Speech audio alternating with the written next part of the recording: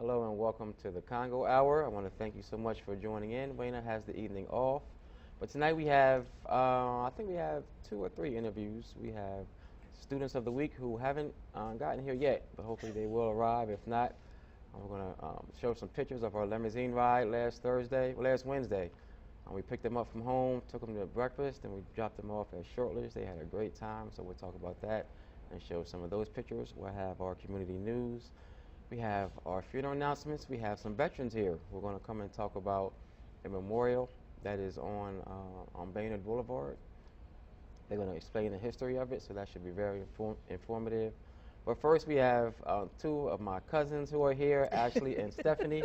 They're coming on to talk about Shingazi, a mentoring program that they are a part of. So we're going to learn all about that. We're going to see how we can be a part of it, how it can come to, I don't think it's in Wilmington yet, right, ladies? Or it is in Wilmington? Yes, it is. It is in Wilmington? Yes, oh, okay. it is. It's actually being launched here in Wilmington, in the state of Delaware, actually. Okay, all right. Well, before we go too far into the program, let's introduce yourselves. Hi, my name is Ashley Deadweiler-Jones, a Delaware native. And I am Stephanie Lambert, a Delaware native as well. Okay. So tell us about Shingazi. Okay, well, the Shingazi mentoring program actually started this year. Okay. I have been away from home for quite some time. Yeah, so probably a little over 15 years. Yeah, why'd you leave us?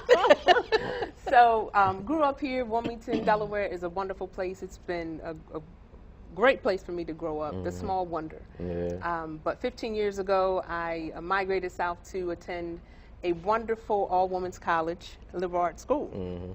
So I stayed in the South for about 15 years and just recently moved to the D.C. area. Okay. Earlier this year, I was made aware of some very troubling information that I think turned our entire community upside down. There was a young lady that we lost as a result of some violence in the school. As a result of that, I really wanted to bring back some of the how do I say it, the positivity and some of the wonderful opportunities that I experienced being away from Delaware back into the city for our young girls. So you came up with Shingazi? Came up with the Shingazi program, launched the program, and am continuing to launch the program. We initially launched the program in the Red Clay School District, and we are looking to expand to the Brandywine School District and the entire state of Delaware. Okay. So tell me about Shingazi. What can young ladies look forward to learning or experiencing when they're a part of Shingazi? Okay. Well, the Shingazi program is basically for any young lady. It's a free program. You don't have to be of African descent. You don't have to be of Latina descent or an Anglo. It's for all young ladies that have a spirit of achievement and success. Okay. I'll tell you myself, I was very involved in high school. I had 12 varsity letters. I was an A student. I was involved in the community, volunteer service all the time, and I really thought I was on my way, right? But then when I got exposed outside of my walls, I got exposed to some women that were doing things on a completely different level. I wish that I had that when I was much younger. And that's basically what I want to bring back to Wilmington, is the exposure and the access to women of power that I had at a much older age. I want to bring it to them at a high school age. So the Shingazi program is actually for teen girls. Anyone that's matriculating through high school in the state of Delaware or the Delaware Valley area, they have access to the Shingazi mentoring program. So there are really 4 pillars that we strive for our young girls. And that's giving them the ability to be mentored, to be molded, motivated, and celebrated. So we do that through a variety of things. One of the main components that we'll be working on that's coming up really, really soon is our Career Corners.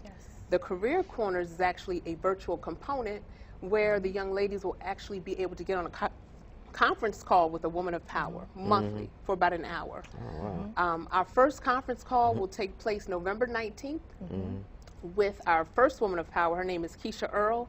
She is the head of institutional investments for Vanguard. She manages over $30 billion in assets.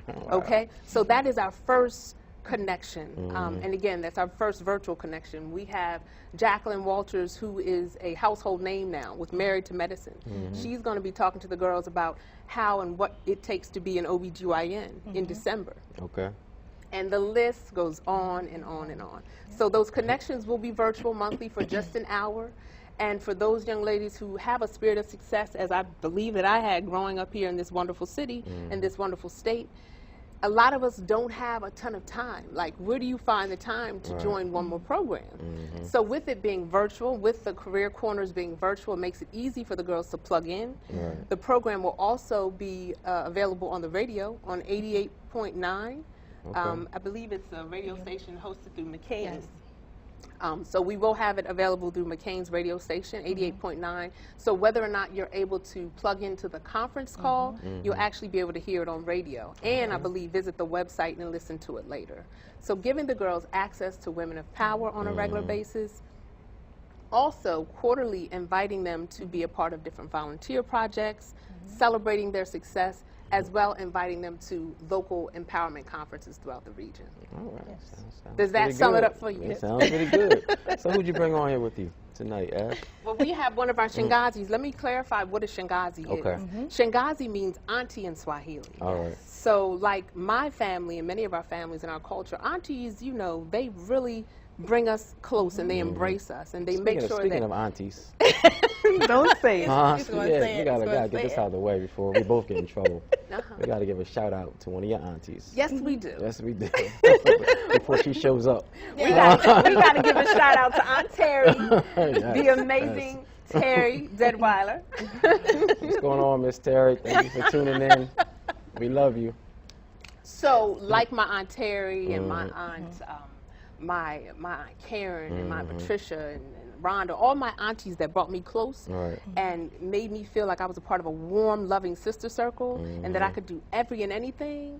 That's exactly who and what Miss Stephanie is, and that's what we are in this program. That's what we are in this program. Absolutely. So tell me your experiences so far, Steph. Well, what's going to be your role? My role is much like Ashley has spoken to. We will be doing the virtual. We'll have our, make sure I pronounce it correctly, our Simwas? Empwas. So that means niece. Niece. So I'm trying to learn the Swahili. But we will have our niece, and they will be assigned to either one or two Shingazis. And we will meet with them virtually as Ashley has referred. And we will mentor them. We will work with them. We will share experiences with them, both personally and professionally. Much like she, just piggybacking off of what she is saying, we want to bring back to the community a lot of the things that we had that helped us reach our successes. And we have women from all different walks of life that are involved, that want to be involved, that want to give back. Our communities, that's the only way we can take them back, by being involved. For sure. So do you still need more Shingazis or you pretty much? Absolutely. Yes. By visiting ShingaziMentoringProgram.com, there's an opportunity for you to actually volunteer. There's opportunities for young ladies to sign up. So if you are a young lady and you're a teenager and you're in high school matriculating through a Delaware high school, please go to ShingaziMentoringProgram.com. Sign up to participate. We would love to have you. It's a free program. It's going to give you tons of access to a lot of wonderful women and a lot of other peers just like yourself. To encourage, to inspire, motivate, lift up, empower. So if someone wants to be a Shingazi, are there any requirements, like age requirements or? Well, the Shingazis are going to be women. They're aunties, right? They're going to be women. There is a background check involved if you're going to be one of the mentors and you're going to be, hands-on with the girls. But other than that, a passion and, an interest is what it takes, because some people may not want to be mentors. Some people may actually want to be involved in our annual celebration. They might want to bring something that they have to offer to that. Some people may want to help with the administrative aspects. Go to ShingaziMentoringProgram.com, and there's an opportunity for you to fill out as a volunteer and a mentor as well. Okay. What about financially? Can people help with donations? Yes. Absolutely. We'll accept everything. Absolutely, Right. absolutely. It's not going to take a ton from us initially, kind of getting started up, Right. but as we grow and as we're giving these young ladies access to different programs throughout the state and the region, it will definitely be a financial burden on us if we don't get donations. But our information is on the website. The address is available if you're interested in sending a tax-deductible donation. We are very happy to accept that as well. Okay. And the website is Shingazi Mentoring Program. That's it. All right, .com. Okay. All right. Any final words before we go to break? We just encourage people to reach out. We want the program to be successful. We're here to give back, and we just want people to receive what we're willing to give. We have a great I don't even know the words because we have so much. Yes, we and a lot of us are willing. Like, we're giving of our time with nothing but our hearts, and that's the most important thing. That's it. So The program is free of charge. Free of It's charge. really the only thing that the young ladies that are interested need is a little bit of time, Yep, and that's it's it. very much worth it. I was a part of a program where I had mentors when I was in college, and like I said, being exposed to something bigger and badder than any dream I ever had has taken me places that I would have never dreamed. All right. Well, thank you, ladies. I wish you well. Thank All you. right, we have your information on the screen, so please give Ashley a call, 409-0399, or go to Shingazi mentoringprogram.com to get more information. Sign up to be a volunteer, sign up to help financially, sign up to be a employee. That's right. Was that right? Did I say that right? Yeah. Yes, you did. You said it right. All right. All right, we're going to take a really quick break, and we'll be right back. Hello and welcome back. We hope that you enjoyed our first interview. And now we have some gentlemen here from the 24th Infantry Northeast Chapter of the Buffalo Soldiers. We're going to come and talk about some programs and some things that they're a part of and what they're doing in the community. Welcome to the show, gentlemen. Thanks for having us, Yeah, Chippy. thank you so much for coming, and happy Veterans Day. Thank you. Good. So Thank you. First, we can just introduce yourselves.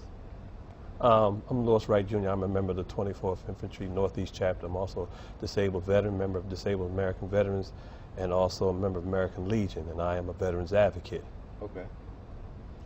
My name is Paul Cassell. I'm past founder and president of the Delaware Medal of Honor Historical Association, and that's what got me involved with the African American Medal of Honor monument, 18th and Boehner Boulevard, when Wilson K. Smith was alive. Okay. So, My name is Peter B. Walker, Jr. At the present, I'm commander of the 24th Infantry Regimental Combat Team, Buffalo Soldiers. We're located in Willingboro, New Jersey. all right. Well, again, I want to thank you, gentlemen, for coming out and sharing some information with us.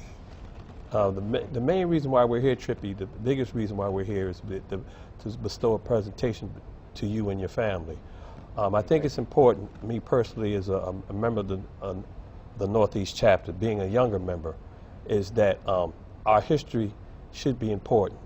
And I think that in the city of Wilmington, y'all have a profound monument that should be coveted. And we want to make sure that leaders in the city, leaders with the county, and also leaders with the state ensure that we have the support that we need to ensure that this monument is taken care of in perpetuity. Also, you need to know that the Northeast Chapter, even though it's based out of Willingboro, it's the Northeast Chapter. And Delaware is a part of the Northeast Chapter of the Buffalo Soldiers. Okay. Okay? So can you give us some background on the monument on 18th and Boehner?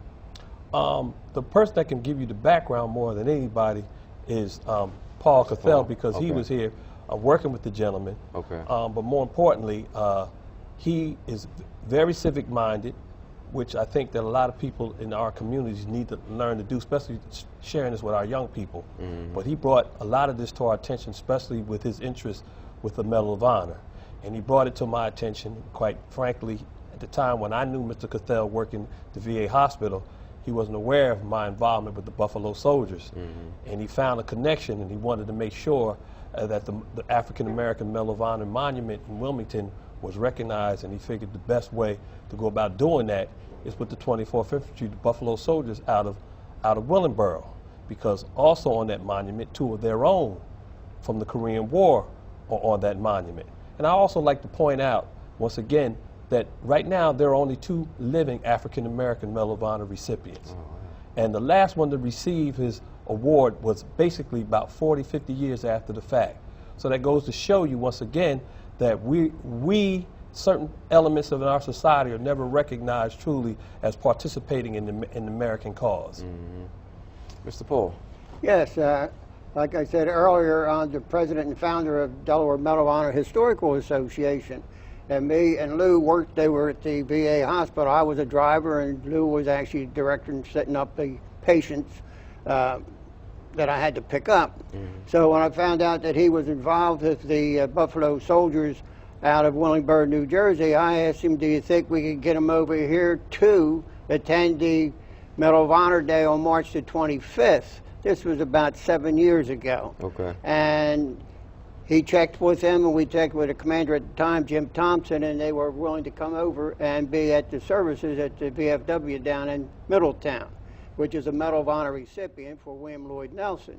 He's not African American, but he was killed in action during World War II. So they came over with a busload of Buffalo Soldiers and their auxiliary, and we had a great time that particular ceremony. And this year here was our 16th annual recognition day for Medal of Honor for the nation. Well, when I got Lou involved, they wanted to come over to the monument because I told Lou about this monument at 18th and Banner Boulevard, and he didn't know about it at the time. So we went over there, and then eventually after the ceremony that first year, we brought the group of Buffalo Soldiers from New Jersey up to it. They scrutinized the monument because it needed a lot of attention. Okay. And that's one of my reasons for getting them involved. You'd be surprised how much priority when you have people who are associated with it has more pull than yours truly, because I'm an individual. So I had these group of Buffalo Soldiers. They looked it all over there, and there were things that were really wrong with it. Okay. And when they got done, they talked to the governor in the city of Wilmington, et cetera, what have you. And then the city, or the state, actually the state park there at Brandywine Park, that's what it's called, yes. And 18th Banner Boulevard. And they corrected all the problems on there through Rick Rothwell and his wife Sue. They got all the plates were falling off. People were evidently moving mounting screws and stuff, you know, maybe with the idea of taking these bronze markers off. And if you scoot in on that picture there, you see all those around the perimeter. That's each panel around it that's on there for each era that received the Medal of Honor. So once they got that squared away that year, we had contacted you at City Council, and you came and supported us, what have you, and the problems were taken care of. Okay, now just last year, it needed more attention because it was almost 6, 7 years that the panels were still coming off. They weren't accurate according to Rick Rothwell, and he came out and he went over it, what have you, and checked everything, and there was 2 new African American Medal of Honor recipients to be put on there. That was World War I recipient Henry Johnson and Melvin Morris from the Vietnam War. So they came up since the World War I gentleman had passed away already. Morris did come up from Florida, and he was there at our ceremonies last year, as you know, because you were there. And we had a lot of support from Wilmington. We had a lot of support from Williams, Mayor Williams, and also Tom Gordon from Newcastle County, what have you. And the most important thing we got was $7,500 just for 2 names to put on that monument, what have you. And Rick Rothwell was responsible for the foundation that made the foundry and all that got that. And that $7,500 come from the Department of Delaware through Governor Markell and Secretary of State Bullock. Okay. So it was a nice service and everything. We got the finances, which was really the biggest thing. Yeah. And when we turned around and approached them, we put the Buffalo Soldiers in charge of it. My job for raising the $7,500 was done. They did all the ceremony, what have you, and I could sit back and actually have a good meal at the end of the service. Oh, that's good. I know we're talking about the monument, but some people may not know the history of the significance of it. So can you just explain to the audience what the monument is? That monument was put there and initiated it because of the late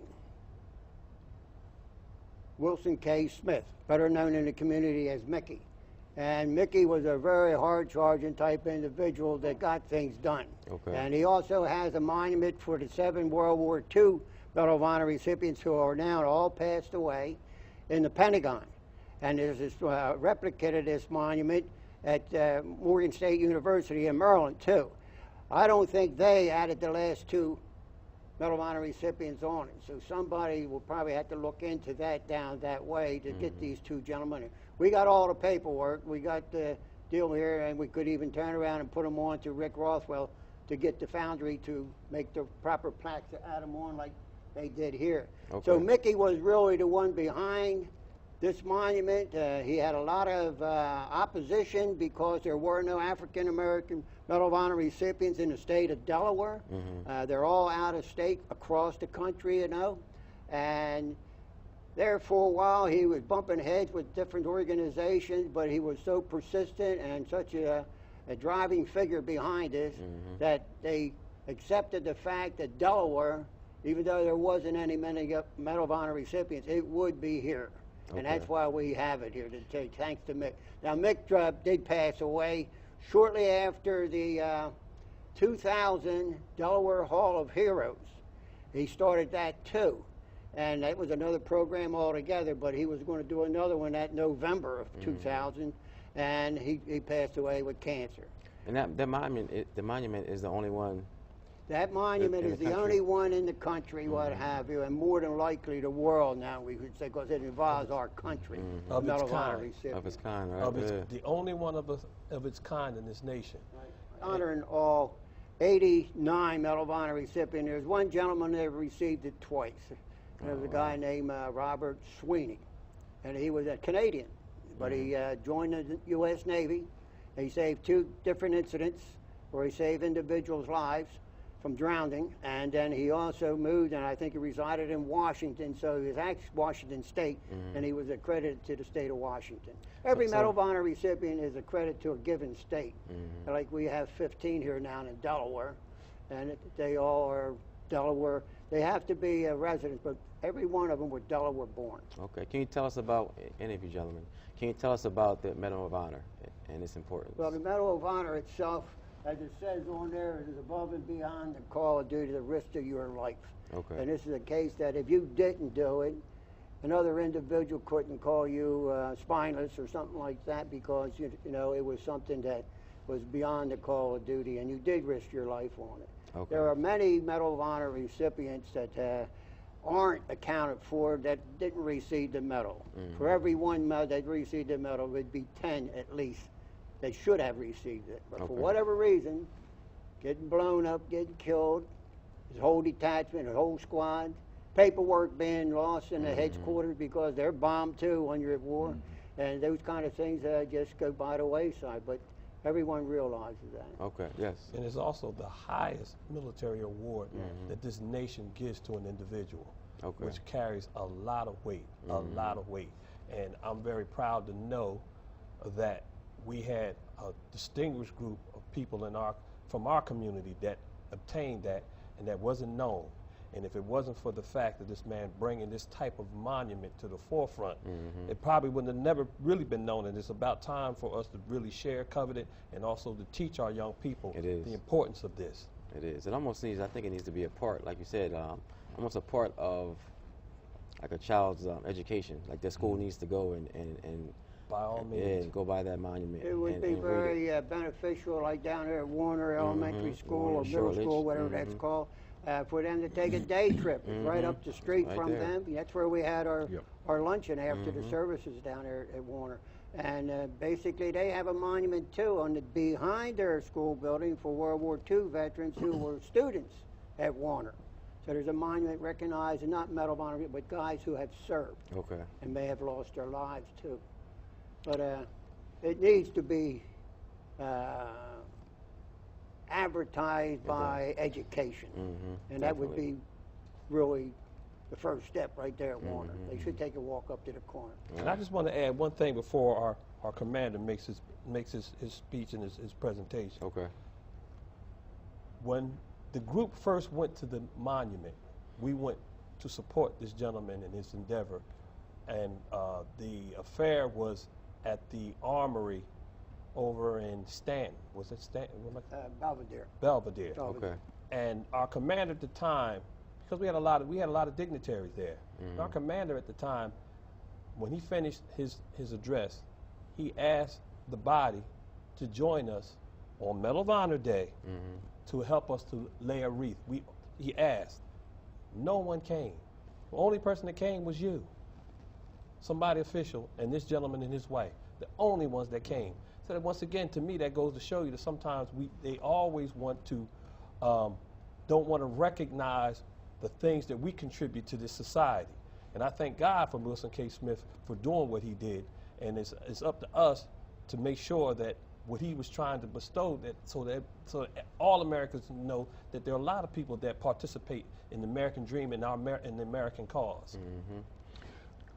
And Wilson's has got a monument plaque at the beginning of the pathway that leads to it with his name on it, indicating that he was the entrepreneur for that. Okay. The first thing I'd like to do is to thank you, your family, the city of Wilmington, Lou and Paul, for all the assistance and the work that was done for the updating of that monument. You're welcome. Now we have two individuals on there from the Buffalo Soldiers. They've got both received their Medal of Honor from Korea. They were the very first two Medal of Honor winners in Korea. Oh, okay. Morris received his from an update. In fact, both of them, one that was passed and Morris, what happened, all the awards African American received, there was a board. Okay. And they went over the decorations, and that's how they got on there, because they was updated. We didn't get the credit we should have. We were recommended for award. It was either forgotten, lost, or downgraded. Okay. Okay. There will be others, because there is another board convening at Department of the Army, and they are going to find more, and they will be updating. Okay. That's And good, then yeah. if any of them are updated to Congressional Medal of Honor, then we will be having another ceremony. Okay. But the 24th Infantry Regimental Combat Team thank the city of Wilmington, you, your family, and all those who participated and assisted us in carrying this program over. Oh, you're welcome. We want to thank you for all three of you gentlemen, for your service to this country, and just for bringing to our attention the importance of that monument. I know I was guilty for years, not even knowing what it was, just riding by it, looking at it, but not stopping and getting out and reading. But once I did, my mind was blown away. First thing I like to do, yes, before I make this presentation, I'm gonna give you just a brief history. Okay. In 1866, Congress legislated that an all-colored combat unit would be formed. This was after the Civil War. They were sent out west. It was the 24th Infantry Regimental Combat Team, the 25th Infantry Regimental Combat Team was sent out. They fought Indians, Pancho Villa, protect the people moving out west. Okay. Pioneer. Yes. Under the prejudice and everything else they had to face out there. The nickname Buffalo Soldiers was received from the Comanche Indians.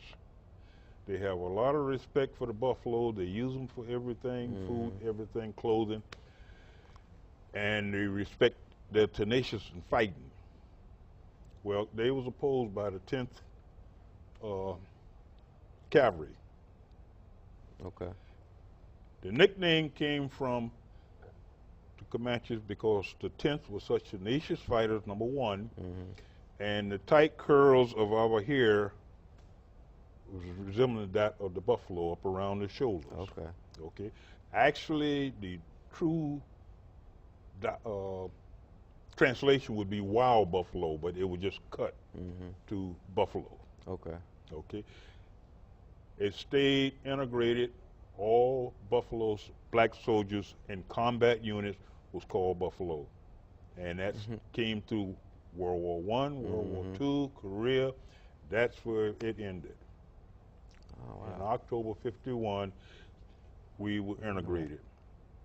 President Truman signed the bill in 48 to integrate the military. However, it didn't come about until there. 24th Infantry Regiment is the most decorated regiment in the Army today. Okay? Wow. Now, this award, I'll read it. Presented to Trippy Congo and family, City Councilman. Appreciation for service and support to the veterans community and the 24th Infantry Regimental Combat Team, the Buffalo Soldiers. This is the plaque, and we are honored to pass this on, sir, to you and your family. I'll make sure that my parents, when they get back in town, I'll make sure I share it with them. We really appreciate it. Thank you. All right, thank you again for your service. And like I said, the rest of the Wilmington officials for all the work they've done in helping us put this program over. All right. And we're looking forward to your leadership and support and perpetuity to make sure that we keep this monument upgraded. Yes, we and definitely find have out to. Good programs that we can do to, that we can promote this and also help to promote the city also. Okay. All right, looking forward to And if you working need with you us, some more. I'll watch you with your mentor program, and we have the same thing in New Jersey. Oh, okay. All right. Yes, we go out to various schools, churches, veteran organizations, and we explain, we give recitation on the Buffalo Soldier, the history of them, and right on down the line. Okay. All right. So we'll have to we have are you proud to speak. be carrying the legacy on, and we're proud to do any assistance work that we can do. All right. All you do is say, we need you, when, where, and we will get there. All right. I appreciate that.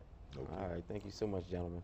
I really The appreciate next award. ceremony, sir, will be March the 25th, 2017 at the Okay. Middletown VFW. We honor all Medal of Honor recipients for the nation that particular day. Okay. The Buffalo Soldiers will be a guest and a speaker over there along with the governor on down, and we have the gentleman who wrote the book, Delaware's Medal of Honor.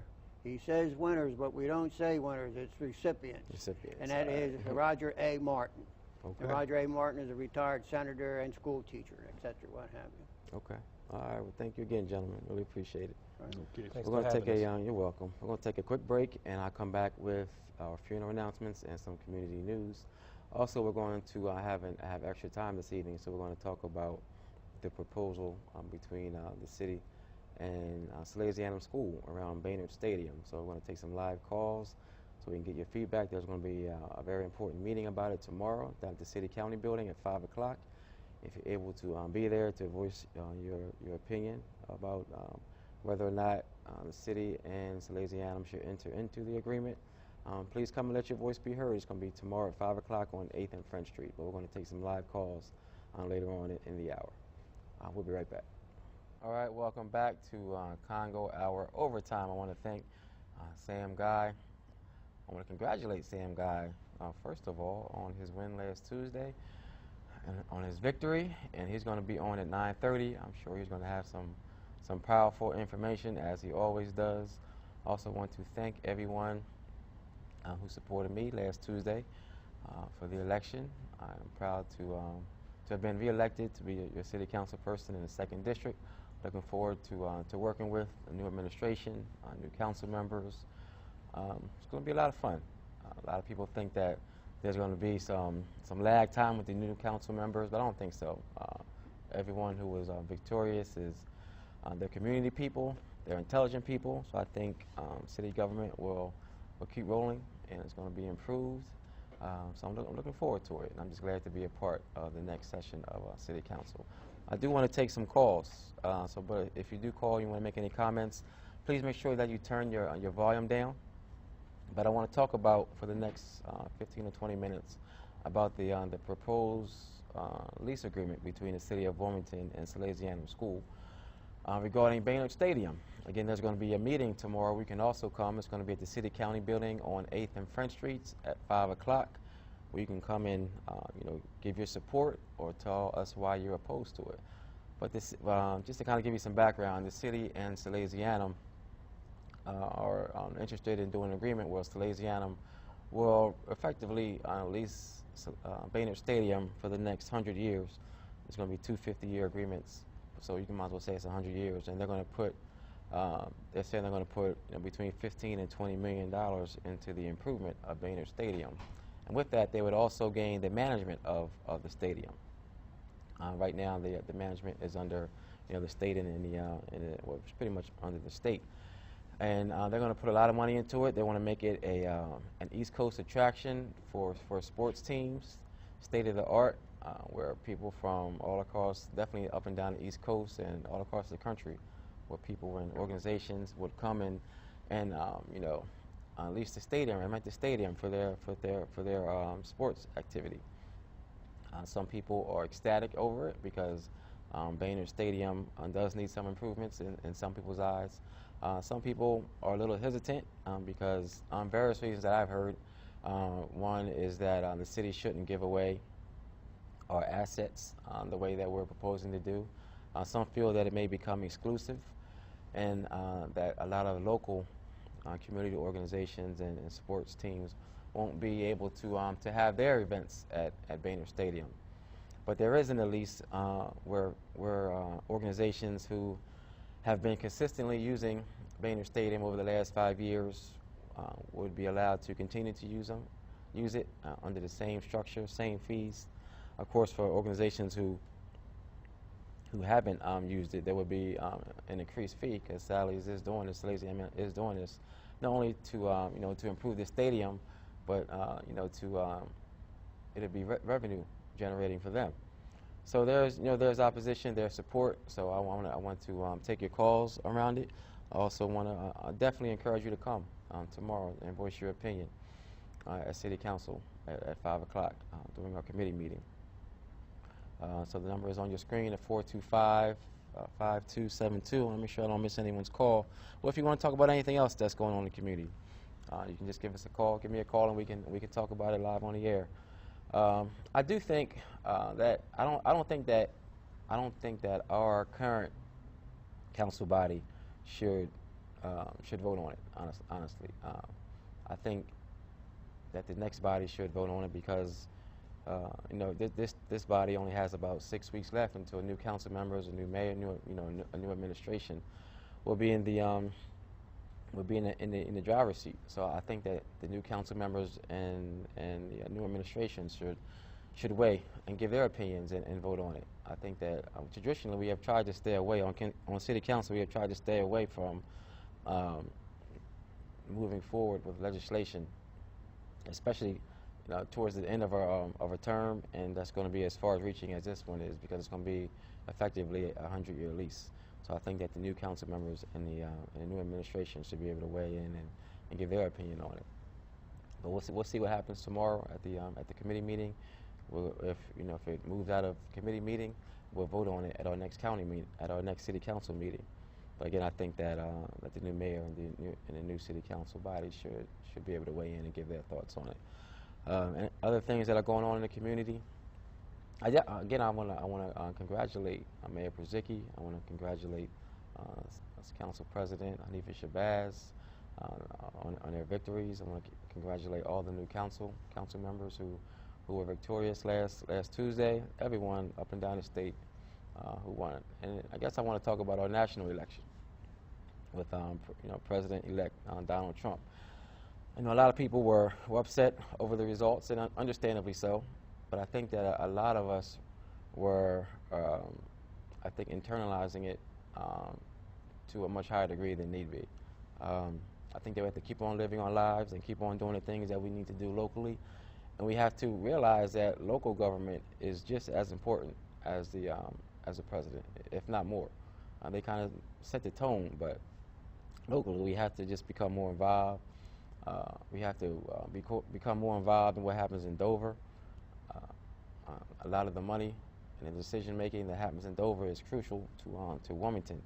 So we really have to understand that we have to be more diligent in being a part of politics locally, and don't let the president-elect Donald Trump, don't let that get you down. Don't let it get you distressed and upset, and don't let it change your life. Just keep on doing what you've been doing. Matter of fact, we need to do more if we're going to be successful. We need to mentor more. We need to get to know our neighbors more. We need to show up and become a part of our civic groups more. And we need to improve on the things that are going to directly affect us daily, on a daily basis, locally. We need to come out to more city council meetings. We need to show up in Dover, like I said, to their meetings and just get involved and see how things are happening, and to hold us accountable, to hold me accountable, to hold all of my colleagues accountable, to hold our mayor accountable, and to hold our representatives in Dover accountable. So don't become frustrated to the point where you just give up on politics, giving up on life. I just seen so many posts on Facebook where people are just kind of throwing in the towel because of the national election. But don't do that. Just fight harder and grind harder, and just do and be the change that you want to see. And the only way we do that is by participating and showing up and getting involved. So just don't get down in the dumps. Life is not over, and if something happens on a national level, I think that's just a call for us to be more vigilant and to protest. Honestly, protest definitely in a peaceful manner, but in an effective manner. If things aren't going away, not only nationally but locally. I mean, if we're not doing the right thing in city council, if you believe that the mayor is not doing the right thing, or if they're not doing the right thing in Dover, we can take it to Facebook, but that doesn't really get anything solved. The only way we get things done, I believe, is if when we show up and we shut things down. Once you start to affect someone's pocket, they'll start to listen. So, and nobody wants to be embarrassed. So if we're not doing something right on a council level, or the mayor's if he's not doing something right, or if those in Dover aren't doing something right, we need to show up in Dover and protest in Dover. And it's good to protest here, but that's not going to affect what happens in Dover. All they're going to do is just brush it off. But if we show up in Dover by the hundreds and by the thousands, they'll begin to listen. And I think that's what we have to begin to do. We have to have that mindset that we just can't keep talking about the education being, our public education being upgraded. We can't just keep writing about it on Facebook or Twitter or virtually. We have to show up. We have to show them that we are serious about our children's future, and that we're just not going to keep on being led astray, honestly, by those who can make serious change in Wilmington, but who haven't done it because we haven't demanded that they do it. We have to take a serious look at what's going to happen at our port.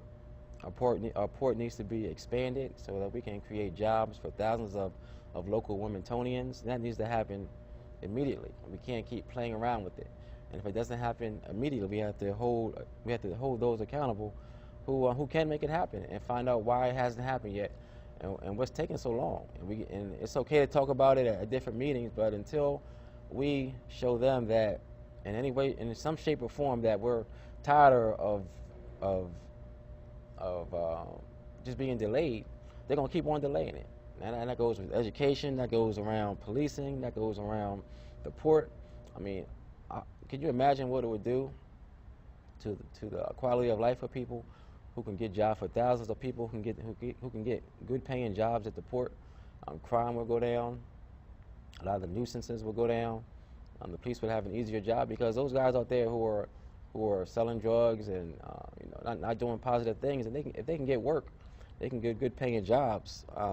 That goes hand in hand with the reduction in crime. So we have to hold those accountable who are in charge of those kind of things. And we have to hold ourselves accountable, not to just sit back and vote us in office, but then stay involved and stay up, stay abreast on current events.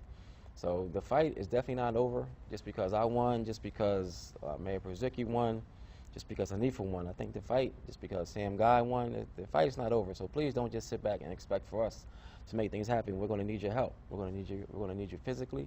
We're going to need your prayers, but we need you to show up and to know and let us know that you still have our back, so that we have something in Dover that's not going right, that we know that we can depend on the thousands of people who voted us in to show up with us and show those in Dover that we mean business, and we're not going to just keep. It's just not going to be politics as usual. So that's my commentary. I want to thank Sam Guy for allowing me to come on and take up some of his time and switch times. I'm sure he's going to come on and say some powerful things. So I'm gonna rush home and turn on the TV so I can learn. I'm so excited about Sam Guy being on City Council. Those of you who know him know his I guess his ability to research and to know facts and bring them forward and not care who's in the room. Everything that he does for the common person. I'm saying I look forward to learning so much from him. He's taught me a lot from behind the scenes since I've been in politics, but now he's a part of City Council. I'm just looking forward to what to him just helping me out and helping other council members out and helping this city out in a way that I think that many of us have not experienced. He's a very intelligent man, and he just works and he works and he works to let, I guess, like I said, that the common person know how much power we have, and he's not going to let any of us be bamboozled, whether it's hold on one second. Just to change your mind, he's not going to let anyone bamboozle anybody. He will call whoever it is that may be doing something that he doesn't think is right. He will call them out, and whether it's me, and I expect him to do the same for me, even though we are friends, and I know that he will. That's why I respect him so much, because I know that I have never seen him hold back just based on relationships. And those of you who don't know him, just get ready for a ride, and just pay attention and come to city council meetings and work and watch this man work his magic. I'm not saying that he's perfect, because none of us are, but he is just a man who is going to bring a lot to city council and a lot to Wilmington and a lot to this state. So I'm so happy that he won. He has just had my support since I've really gotten to know who he is and what he's about. So I'm going to let him come on now, and I want to thank him for for allowing me to continue on for the Congo Hour.